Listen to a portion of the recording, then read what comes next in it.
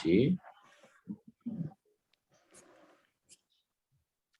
자, 여러분 페이지 21페이지죠. 여기 한번 펴볼까요?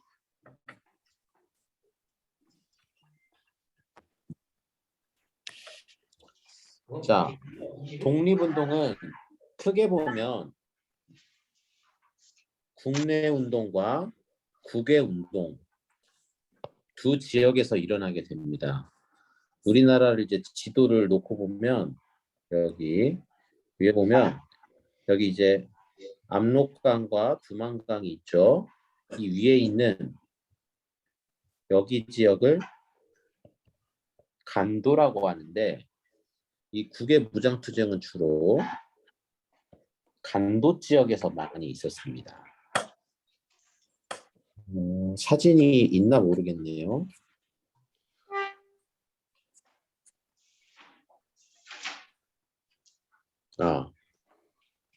지난 시간에 그림을 봤군요, 우리. 네, 여기서 보세요.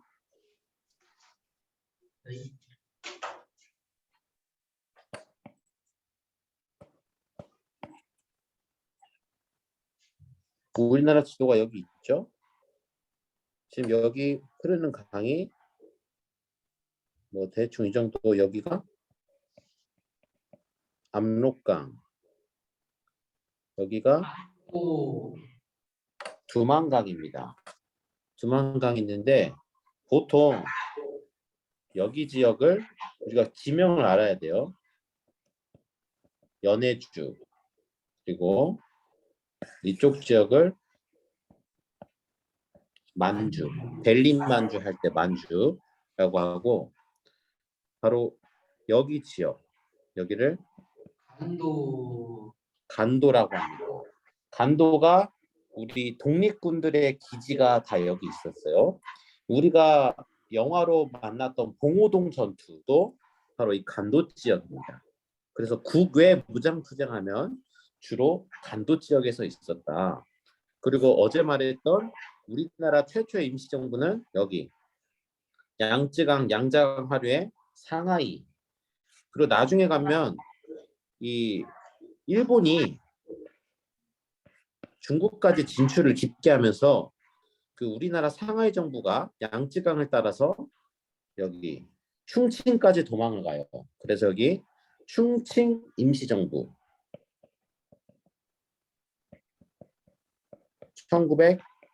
1940년대에 가면 충칭 임시정부를 이곳에 세우게 됩니다.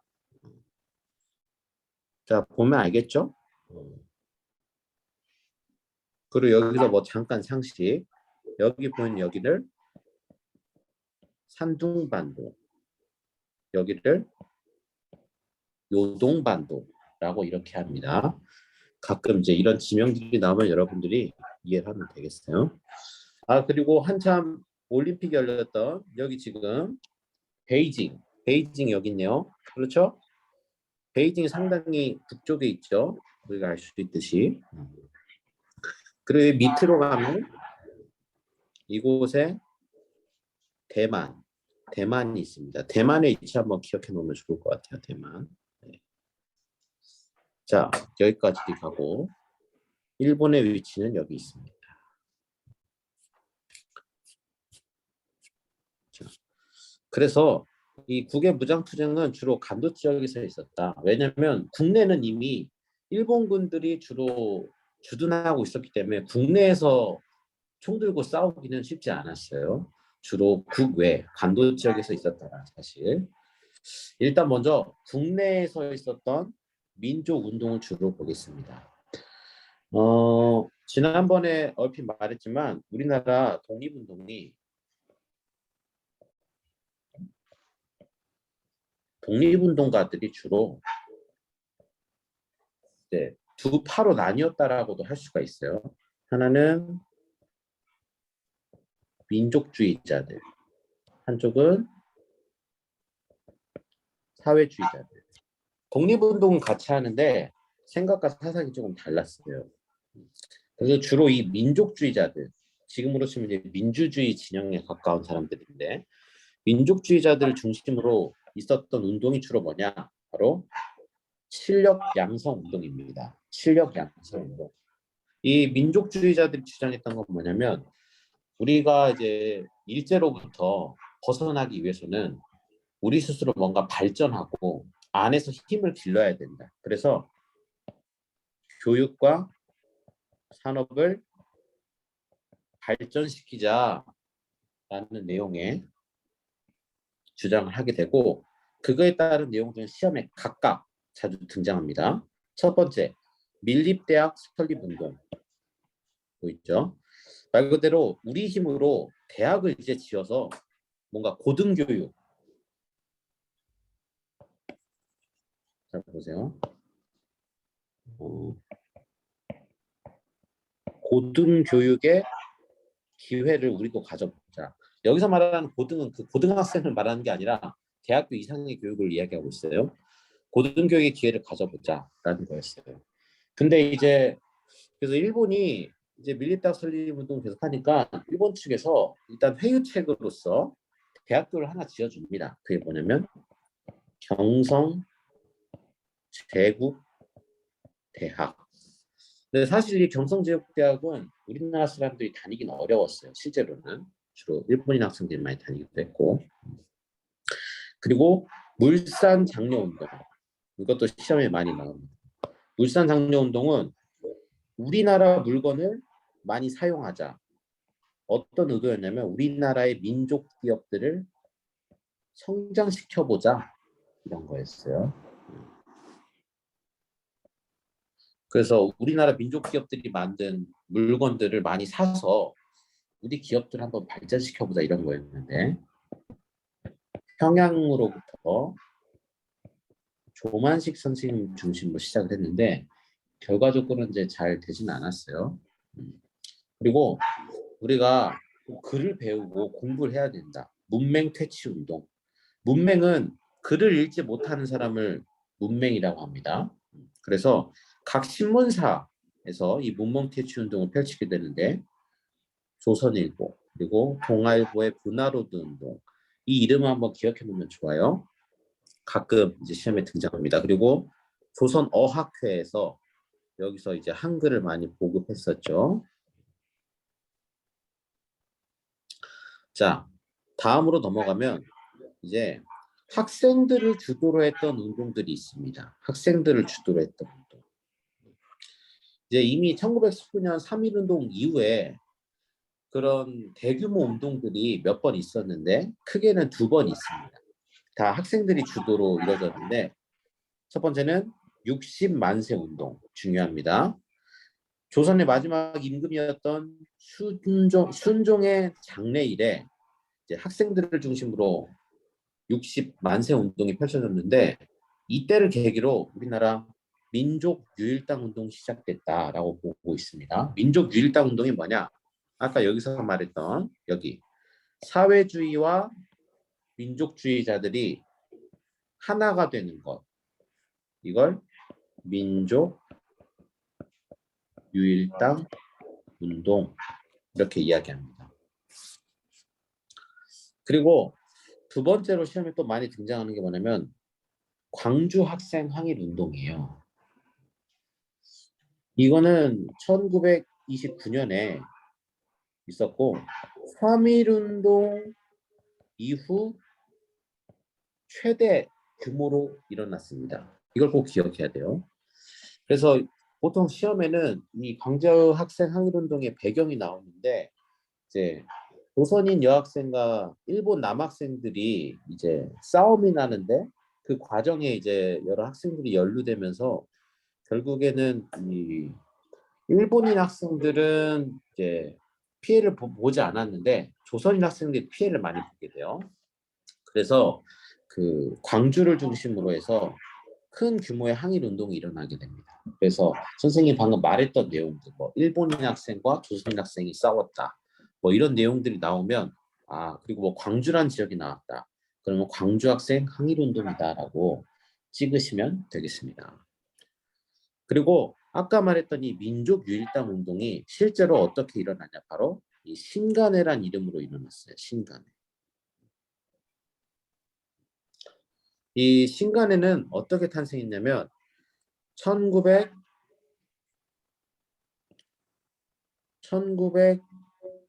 1920년대에 들어서 일부 민족주의자들이 일제의 통치에 타협하기 시작했어요. 그런 사람들을 타협적 민족주의자라고 하는데, 곧 누구냐? 다른 말로는 친일파라고 합니다. 우리가 이제 국어 시간에 잘 배우는 그 무정이란 소설을 쓴 이광수, 그리고 뭐 최남선, 이런 사람들이 대표적인 노선을 바꾸게 된 타협적 민족주의자들인데, 이 사람들 이제 일본의 식민 통치를 어느 정도 인정하고, 그냥 우리가 인정하고 우리끼리 한번 그냥 이 안에서 잘 살아보자, 이렇게 타협을 하게 됐다고 해서 타협적 민족주의자라고 해요. 그래서 이런 사람들을 비판하면서 사회주의자들과 비타협적 민족주의자들이 힘을 합쳐서, 저 타협적 민족주의자들은 기회주의자들이다, 박쥐 같은 녀석들이다 라고 하면서 이 신간회라는 조직을 만들게 됩니다. 그래서 우리나라 거의 처음으로 사회주의자와 민족주의자들이 힘을 합쳐서 유일당, 하나의 당을 이루게 된 운동입니다. 그래서 이 신간에 업적하면 주로 이제 이게 많이 나와요. 아까 방금 말했던 광주 학생 항일 운동에 조사단을 파견했다. 이거 꼭 기억해야 됩니다. 시험에 이제 가끔 보기로도 많이 등장합니다. 그리고 방금 말했던 내용들 기억하시면 되겠어요. 그리고 이 우리나라 방금 말했던 사회주의자들이 있다고 했는데, 어쨌든 이 당시 독립운동에는 사회주의든 이런 민족주의자들의 영향이 많이 있었는데, 특히 사회주의의 영향을 많이 받은 운동들이 등장하는데, 그중에 시험에 종종 등장하는 게 뭐냐면 형평운동과 여성운동이에요. 형평운동은 백정들을 중심으로 있었는데, 백정이 누구냐면 도축업자들, 소나 돼지를 잡는 사람들을 백정이라고 해요. 조선시대 때 이 백정들은 천민에 속했는데, 근데 가부개혁 이후에 이 신분제가 없어졌음에도 불구하고 이 백정들은 천한 일을 한다고 해서 여전히 무시받고 있었어요, 신분적으로. 그래서 이건 뭐 독립운동과 별개로 우리를 더 이상 무시하지 말아라, 우리 여기 신분제도 없는데 우리 똑같은 사람이다, 형평성을 생각해달라. 그래서 백정들을 중심으로 한 형평운동 기억해 주세요. 그리고 여성들의 신분을 중요하게 생각했던 또 여성운동, 근우회 중심으로 있었다. 이런 거 기억해 두면 좋겠습니다. 그리고 마지막으로 민족주의 사학. 민족주의 사학은 이제 이 당시 일제가 일제의 식민 사관이라고 해서 우리나라 역사를 굉장히 왜곡했어요.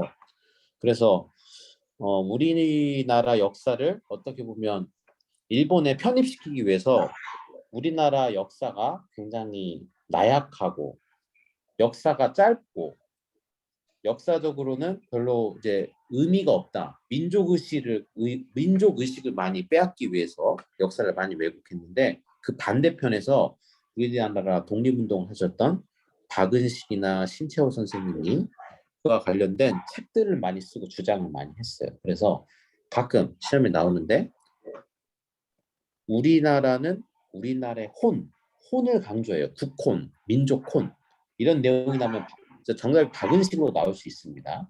그래서 한국 통사라는 책을 썼다는 거. 그리고 시험에 더 많이 나오는 건 이 신채호 선생님이에요. 신채호 선생님의 이 두 가지 책은 그냥 이제 이 책이 있구나 외우면 되고, 플러스 신채호 선생님이 뭘 했냐면 조선 혁명 선언이라는 글을 썼습니다. 이거는 이제 나중에 나오는데, 그 의열단이라는 이제 조직이 만들어질 때 글을 써줬어요. 그래서 민중에 의해서, 폭력에 의해서 우리는 해방을 이룰 수 있다, 독립을 이룰 수 있다, 이런 내용들을 담고 있습니다. 그리고 뭐 시험에 혹시 나온다면 이 우리가 예전에 고려시대 때 배웠던 묘청의 이 묘청의 서경천도 운동을 다시 이제 바라본 역사적으로 굉장히 어떤 이 기존 세력, 보수 세력, 뭔가 기득권 세력에 대항한 엄청난 사건이다라고 다시 재조명을 해주게 돼요. 그래서 그건 나중에 뭐 기회가 되면 더 자세히 알도록 하고, 이런 내용들이 나오면 신채호 선생님이다 알면 되겠습니다. 자, 여기까지는 뭐 어느 정도 우리가 했고, 그 다음 무장투쟁. 말 그대로 총 들고 폭탄 들고 싸우는 걸 무장투쟁이라고 하는데, 여기서는 중요한 건 연도별로 각 연도별 그 무장투쟁의 흐름을 이해하고 있어야 돼요.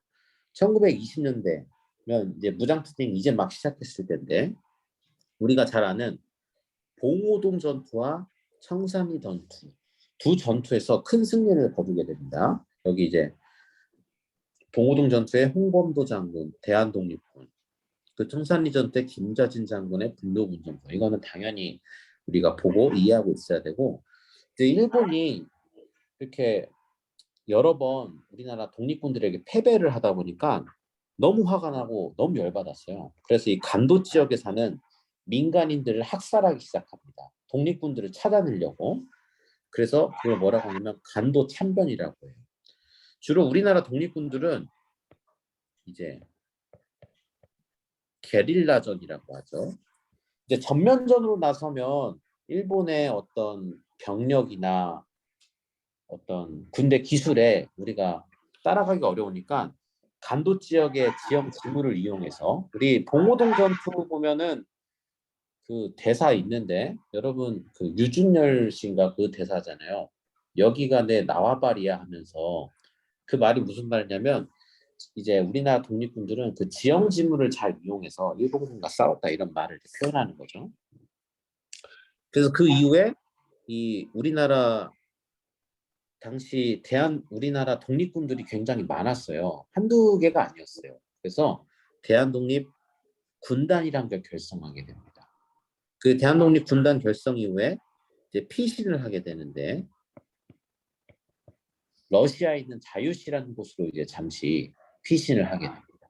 근데 이 이후에는 이 대한독립 군단이 이제 와해되는 사건이 생깁니다. 그리고 1920년대 시험에 진짜 자주 등장하는 거. 이보다 자주 등장할 수는 없다. 거의 이제 비엔날레처럼 2년에 한 번씩 등장하는 바로 의열단입니다. 의열단. 쉽게 말하면 의열단은 어떤 테러 조직 같은 거였어요.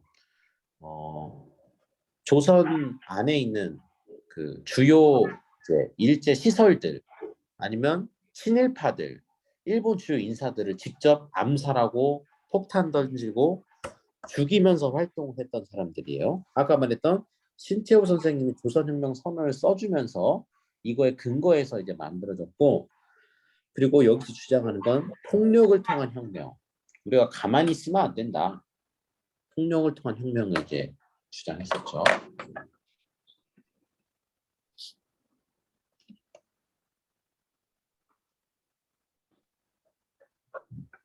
그리고 이 김상욱과 나석주 있는데, 이 의열단이 잘 나오는 내용이, 여러분 영화 그 밀정이라고 봤어요? 밀정 혹시?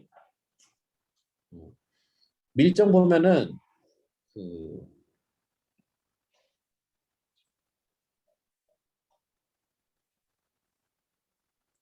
영화 초반에 그 경찰들이 쫓아다니면서 막그 지붕이 쫓아다니면서 한 명의 경찰이 싸우는 사람이 있어요. 그 사람이 김상욱인데, 이분이 이제 레전드로 기억되는 이유는 그 종로 경찰서에 폭탄을 던지고 나중에 도망 다니는데, 경찰 1000명이 이분 한 명을 상대해요. 1000대 1. 그리고 나중에 이제 자결합니다. 자결. 스스로 이제 목숨을 끊죠. 그리고 이 나석주는 동양척식 주식회사나 몇 은행에 폭탄을 또 마찬가지로 던져요. 그래서 이 두 분 기억하면 좋겠습니다. 그 외에도 몇 명 있어요. 그리고 그 밀정에 나오는 그 뭐 일본 친일파 같던 경찰이 나중에 우리나라로 돌아서잖아요. 그것도 이제 실제로 있었던 일을 모티브로 한 거예요. 황옥 폭탄 사건이라고 해서 그 친일파였던 황옥 정부가 그 영화에 나오는 공유인가 그 김시현과 함께 해가지고 그 폭탄을 들여오는 그게 이제 실화인데 아무튼 그렇습니다. 아무튼 그 우리나라 역사 독립 역사에서 기억해야 될 조직 중에 하나입니다. 그리고 김원봉 이 김원봉 선생님이 굉장히 중요해요. 이 김원봉이 굉장히 다양한 활동, 군사적인 활동을 많이 하는데 처음엔 의열단이라는 작은 조직으로 만들어다가 나중엔 조선의용대라는 큰 군대를 또 만들게 되고 나중에는 또 한국광복군이라는 우리나라 최후의 군부대가 있는데 거기 부사령관으로 있게 돼요. 그래서 이 김원봉이를 일본이 너무 잡고 싶어서 이 당시 일본이 김원봉한테 100만 원의 현상금을 내걸었어요. 100만 원. 100만 원이 지금 돈으로 치면은 한 300억 정도 됩니다. 그래서 300억을 주고서라도 김원봉을 잡고 싶었어요. 그게 김원봉이 현상금 1위예요. 그 여러분 시대는 아닐 수도 있는데 그 애니메이션 중에 원피스 있잖아요. 원피스 보면 그 현상금이 다 다르잖아요. 그리고 현상금이 어떤 그 사람의 어떤 급을 정하잖아요. 뭐 그런 건 아니지만 이분이 이제 김원봉이 1위고 이건 사실 시험이랑 상관없는 이야기인데 2위가 누구였냐? 60만 원에 해당하는 김구 선생님이었어요. 근데 김구 선생님 60만 원도 한 100억, 200억 정도의 가치는 하죠. 지금으로 치면. 그렇게 일본이 잡고 싶었지만 뭐 결국엔 못 잡았습니다. 그래서 그만큼 김원봉 선생님의 업적이 굉장히 컸다.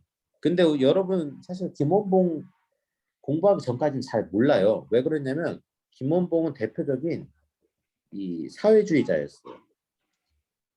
그래서 우리나라가 광복했을 때 어디로 가냐? 북으로 갑니다. 북으로.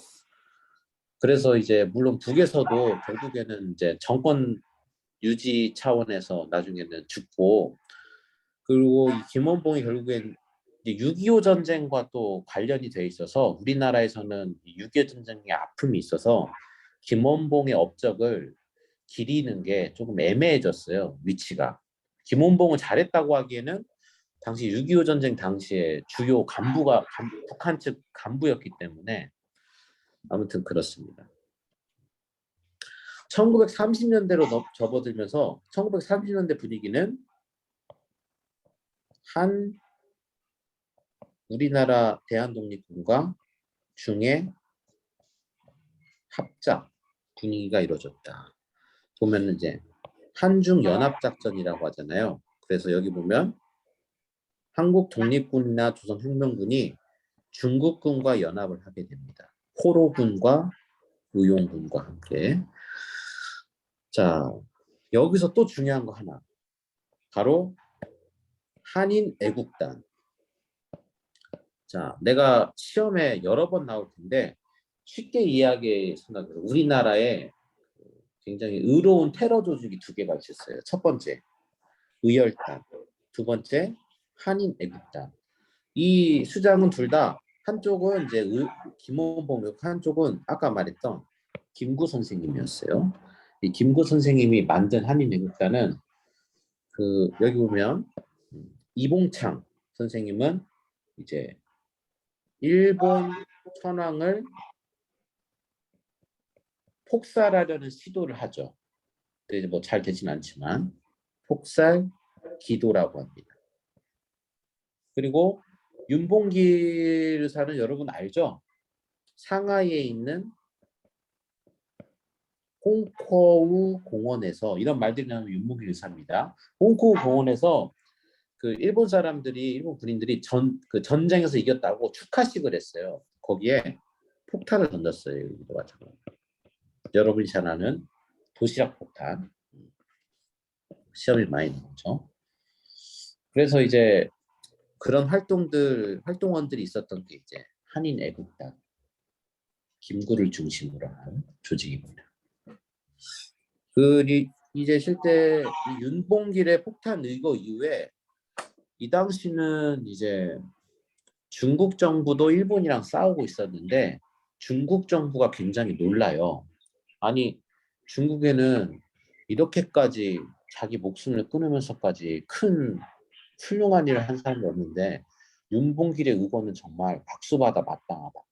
그러면서 이 당시 중국에 있었던 국민당 그 장제스라고 하는 지도자가 그 임시정부의 지원을 약속하게 됩니다.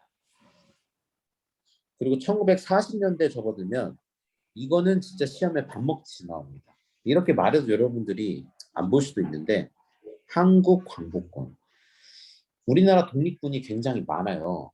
굉장히 많은데 1940년대라는 건 이제 일제 패망이 1945년이니까 이제 거의 패망 막바지에 우리나라도 이제 가만히 있을 수는 없다.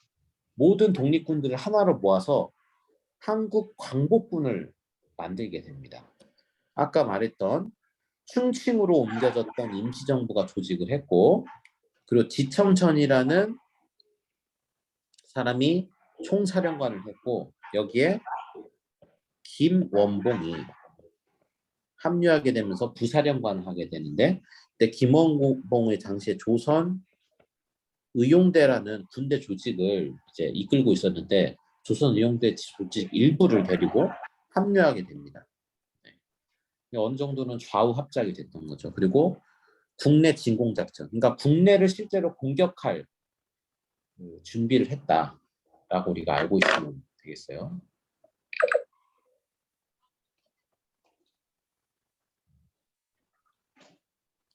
그래서 김구 선생님이 만들었고 김구가 창설했다고 말해도 되죠.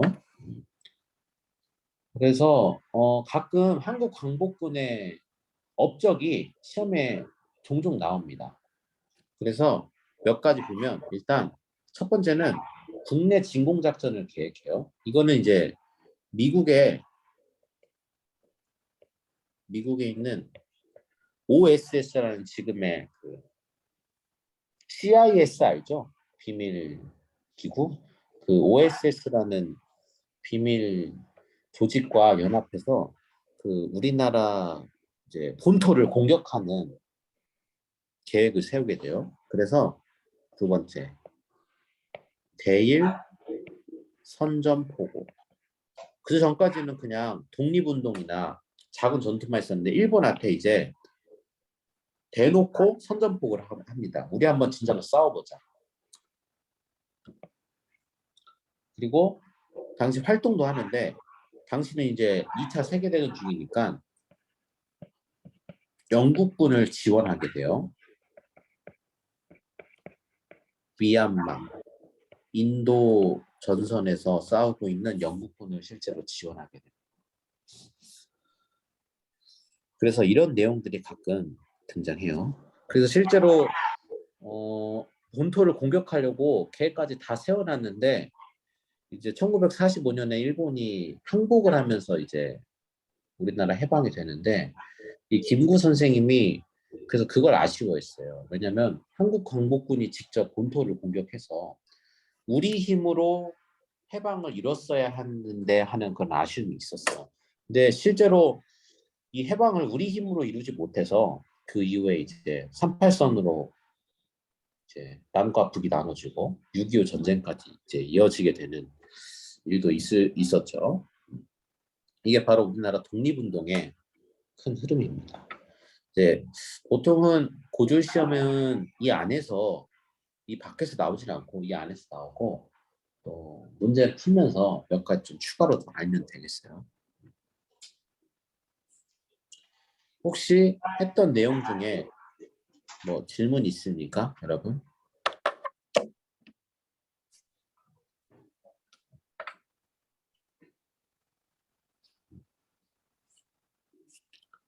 지난 시간 했던 내용 중에 몇 가지 이제 빠뜨린 내용이 있어서 잠깐 설명을 해주도록 하겠습니다.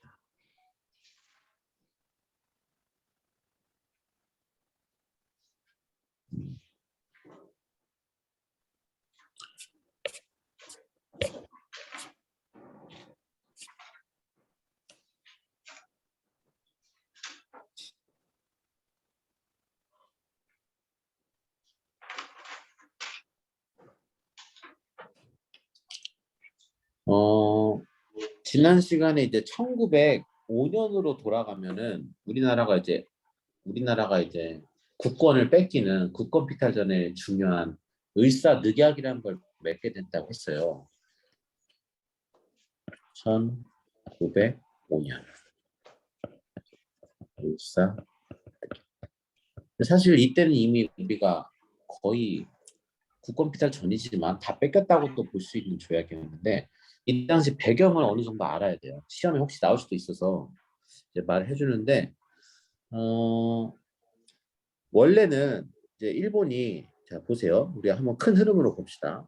청나라, 일본, 러시아가 주로 우리 조선을 노리고 있었습니다. 근데 청일 전쟁에서 청나라가 패했어요. 우리 동학농민운동 때 그때 청일 전쟁도 있었다고 배웠죠.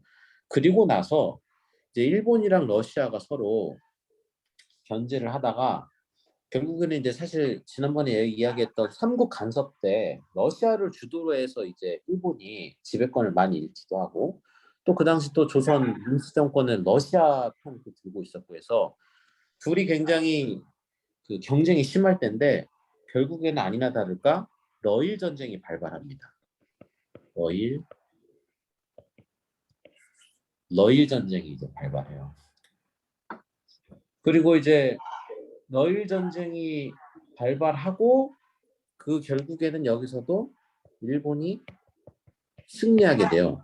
그러면 이제 러시아도 받고 그러면 누구만 남았어요? 일본만 남았죠. 그렇게 되면 그런 과정 속에서 을사늑약을 맺기 전에 이 당시 다른 서구 강대국들과 미리 약속을 합니다. 조선 지배, 조선 침략에 대해서. 그게 뭐냐면 가스라 테프트 미략이라고 하는데 이 내용은 뭐냐면 미국은 필리핀 지배를, 일본은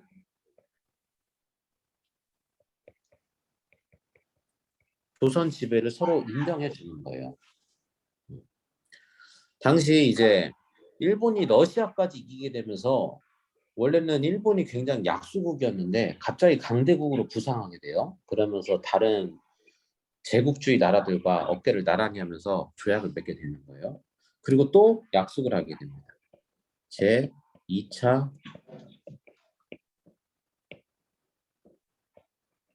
제 2차 연일동맹이라고 해서 여기도 마찬가지로 영국이 이 당시 인도를 지배할 텐데 영국 너희들 인도를 지배하라. 일본 우리는 조선을 지배하겠다. 그리고 아까 말했던 이제 포츠머스 조약이라는 걸 맺게 됩니다. 이제 러일 전쟁 이후에 이제 러시아가 이제 일본의 지배권을 인정하는 조약을 맺게 됩니다. 그러면서 뭐 일부 중국 땅, 러시아 땅을 내주게 돼요. 이 이후에 이런 배경들 속에서 그 강대국들의 인정을 이미 받고 나서 을사 늑약을 맺게 되는 거예요.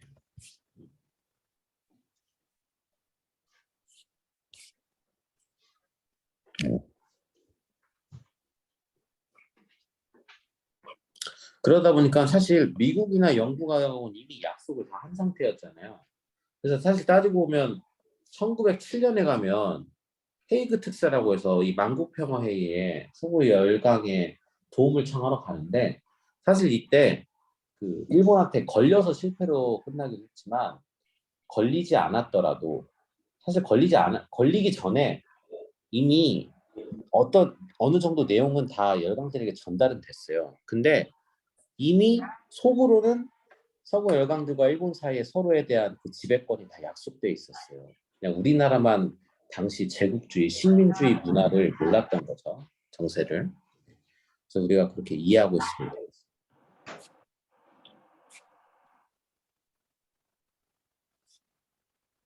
네. 우리 일단